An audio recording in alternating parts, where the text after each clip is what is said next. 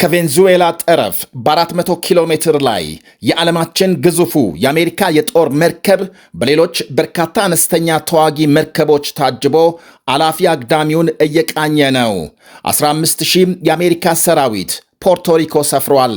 ዘመናዊ F-35 ተዋጊ ጀቶችና ሌሎች ቦምብ ጣይና የስለላ አውሮፕላኖች ቬንዙዌላን በቅርብ ርቀት እየተመለከቱ ናቸው። ፈጣኑ በ50,000 ጫማ እየበረረ ራዳር አልፎ ኢላማውን በሚገባ በማደባየት የሚታወቀው B-52 ሱፐርሶኒክ 4 ጀቶች በቬንዙዌላ ሰማይ ላይ ሲበሩ መታየታቸውን ዘገቦች አመልክተዋል።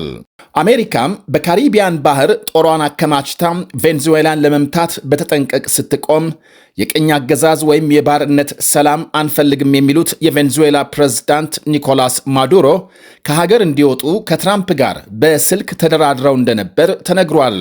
ባለፈው ሰሞን ከማዱሮ ጋር በስልክ ማውራታቸውን ትራምፕ ያረጋገጡ ሲሆን ማዱሮ ቤተሰባቸውን ይዘው ከሀገር እንዲወጡ አማራጭ እንደቀረበላቸው ዘገቦች አመልክተዋል። ማዱሮ ከሀገር ለመውጣት ፈቃደኛ መሆናቸውን ገልጸው ሆኖም ለእርሳቸውና ለቤተሰባቸው አባላት ሙሉ ሕጋዊ ዋስትናና ምህረት እንደሚያገኙ ማረጋገጫ ይሰጠኝ የሚል ቅድመ ሁኔታ አስቀምጠዋል።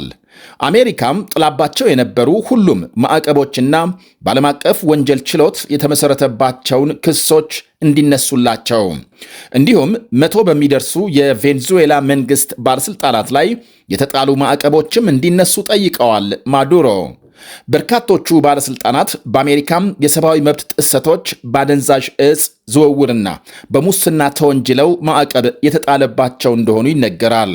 ፕሬዝዳንት ትራምፕ ግን የማዱሮን አብዛኛዎቹን ጥያቄዎች ውድቅ በማድረግ ማዱሮ ቤተሰባቸውን ይዘው ከሀገር እንዲወጡ የሳምንት ጊዜ እንደሰጧቸውና የጊዜ ገደቡ ባለፈው አርብ ማብቃቱን ተከትሎ ትራምፕ የቬንዙዌላ አየር ክልል እንዲዘጋ ማድረጋቸው ተመልክቷል።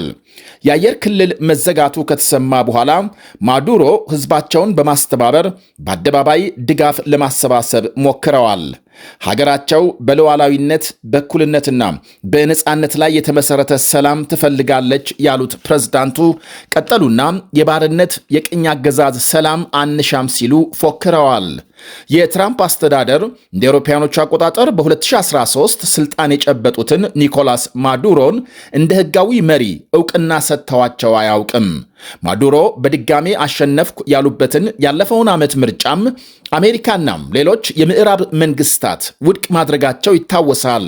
ገለልተኛ የምርጫ ታዛቢዎች ሳይቀሩ በምርጫው ተቃዋሚዎች ማሸነፋቸውን ቢያውጁም ማዱሮን ከስልጣን የሚነቀንቅ አልተገኘም።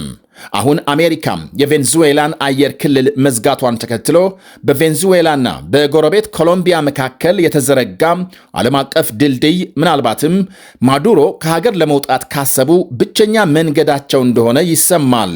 እርሱም ቢሆን ከአሜሪካ ወታደራዊ ጥቃት ከተረፈ ነው ይላሉ በርካታ ወገኖች። የቬንዙዌላም ትልቁ ስጋትም ድልድዩ የአሜሪካ ጦር ኢላማ ሊሆን ይችላል ነው። በአጠቃላይ የቬንዙዌላ መንግስት በመላው ሀገሪቱ ሰራዊት እያሰፈረ መሆኑ ሲነገር በተለይ ዋና ከተማ ካራካስን ከቀሪ የሀገሪቱ የባህር ዳርቻዎች የሚያገናኙ ዋነኛ መንገዶችን ከጥቃት ለመከላከል እየተንቀሳቀሰ ነው ተብሏል። በእርግጥ የቬንዙዌላ ወታደራዊ አቅም ከአሜሪካ ጋር ሊወዳደር እንደማይችል የገባቸው የሀገሪቱ ባለስልጣናት ሌሎች አማራጮችንም እየተመለከቱ ሲሆን መደበኛ ያልሆኑ ጥቃቶች፣ አሻጥሮች፣ ወንጀለኛ ቡድኖች የመንግስት ደጋፊዎችና ሽምቅ ተዋጊዎችን በመጠቀም ውጊያ መቅጠምን የመሳሰሉ አማራጮችን ይገመግማሉ። በሀገሪቱ ግርግርና ስርዓት አልበኝነት እንዲሰፍን ህዝብ አሜሪካ ላይ እንዲነሳ ማድረግ ሌላው የቬንዙዌላ ባለስልጣናት እቅድ መሆኑ ይነገራል። አብዛኛው ህዝብ ማዱሮ እንዲለቁ የሚፈልግ ቢሆን እንኳን ሀገሬ ልትወሰድ ነው በሚል ስጋት አሜሪካ ላይ እንደሚነሳ ባለስልጣናቱ ቀመር አስቀምጠዋል። በዋሽንግተን ቀጣይ እርምጃ ላይ ለመነጋገር ፕሬዝዳንት ትራምፕ የጸጥታ ካቢኔያቸውን ሲሰበስቡ በዚያው ካሪቢያን ባህር የአሜሪካ ጦር ከቬንዙዌላ አቅጣጫ የሚንቀሳቀሱ ጀልባዎችን እየመታ ነበር። የቬንዙዌላ ባለስልጣናት በበኩላቸው የአሜሪካ ዓላማ የመንግስት ለውጥ በማድረግ የሀገሪቱን ነዳጅና የተፈጥሮ ሀብቶች መቆጣጠር ነው በማለት እየቀሰቀሱ ሲሆን ማዱሮም አሜሪካም የስነ ልቦና ሽብር እየፈጸመችብን ነው በማለት ከሰዋል።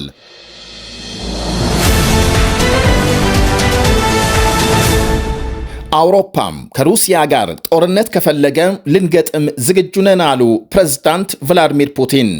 ምሽቱን ከአሜሪካ ልዩ ልዑክ ስቲቭ ዊትኮፍ ጋር ሞስኮ ውስጥ ተነጋግረዋል። የዩክሬን ጦርነት እንዲቆም አሜሪካ በነደፈችው አዲስ የሰላም ዕቅድ ላይ ያተኮረው ንግግር መልካም ውጤት የሚገኝበት ነው ብለዋል የአሜሪካ ባለሥልጣናት። በሞስኮ ከፑቲን ጋር በተካሄደው ንግግር የፕሬዝዳንት ትራምፕ የልጃቸው ባል ጃሬድ ኩሽነርም መሳተፉ ታውቋል። ፕሬዝዳንት ቭላዲሚር ፑቲን ከዩክሬን ጋር ስምምነት እንዳይደረስ እንቅፋት ናቸው ሲሉ የወቀሷቸው የአውሮፓ መሪዎች ከሩሲያ ጋር ጦርነት ከፈለጉ ለመግጠም ዝግጁ ነን ብለዋል። ከአሜሪካ ልዑካን ቡድን ጋር ከመነጋገራቸው አስቀድሞ በአንድ ጉባኤ ላይ ባሰሙት ቃል አውሮፓም ከሰላም ድርድሮች ራሱን በማግለልና ሩሲያን የሚጎዱ እቅዶችን በማስተዋወቅ እንቅፋት እየፈጠረ ነው ሲሉ ተችተዋል። ፕሬዝዳንቱ በሌላ በኩል ዩክሬን በጥቁር ባህር የነዳጅ ታንከሮች ላይ ለምትፈጽማቸው ጥቃቶች ምላሽ በወደቦቿ ላይ ድብደባ እንደሚጠናከር ገልጸዋል። አየርላንድ ያመሹት የዩክሬን ፕሬዝዳንት ቭላዲሚር ዜሌንስኪ በበኩላቸው የሞስኮው ንግግር ገንቢ መሆኑን በመግለጽ ሆኖም አሁንም አወዛጋቢ በሆኑ ነጥቦች ላይ በትኩረት መስራት እንደሚገባም ጠቅሰዋል።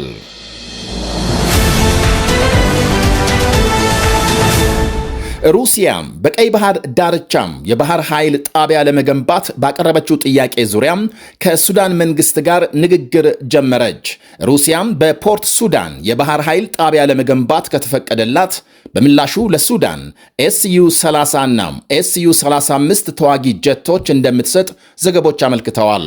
ሩሲያም ፖርት ሱዳን ላይ የባህር ኃይል ሎጂስቲክ ማዕከል ለመገንባት ጥያቄ ያቀረበችው ከዓመታት በፊት ቢሆንም የሱዳን ወታደራዊ መንግስት ግን በሀገሪቱ በሚካሄደው ጦርነት ሳቢያም የሁለትዮሽ ንግግሩን ላልተወሰነ ጊዜ እንዲዘገይ ማድረጉ ይታወሳል። ሩሲያም ልትገነባ ያሰበችው የባህር ኃይል ማዕከል በጥቂቱ 5 የጦር መርከቦችንና 300 የባህር ኃይልና ሌሎች ሰራተኞችን የሚያስተናግድ ሲሆን የተራቀቁ የአየር መቃወሚያዎችን ጨምሮ የተለያዩ የጦር መሳሪያዎችን ጣቢያው ላይ ለመትከል ያስችላል ተብሏል።